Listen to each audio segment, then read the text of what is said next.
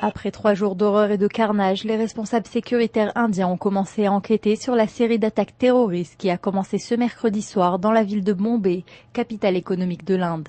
Ces attaques simultanées menées dans 2 hôtels, dans la gare de Bombay, dans le centre Chabad et dans un hôpital ont fait 195 victimes, parmi elles 27 étrangers et également près de 300 blessés.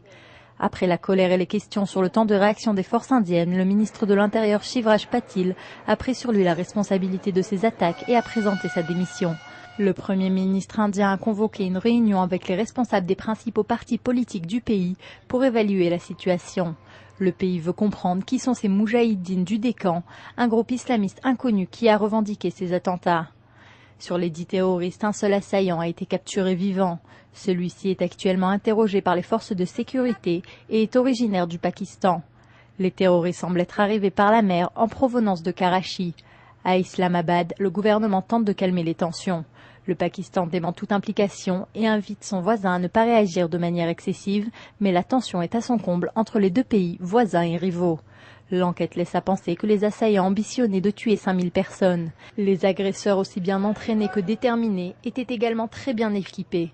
Selon les responsables de l'enquête, ils possédaient des armes sophistiquées, des quantités de munitions, des systèmes GPS et des téléphones portables et satellites pour communiquer.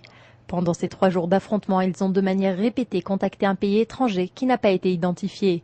Selon un responsable américain de l'antiterrorisme, le mode opératoire semblait en harmonie avec le Lashkar et le Jaish-e-Mohammed, 2 mouvements opérants au Cachemire considérés comme ayant des liens avec Al-Qaïda. Des responsables affirment également qu'en dehors des 10 terroristes sur le terrain, une centaine de personnes étaient impliquées dans la planification des attaques sur Bombay.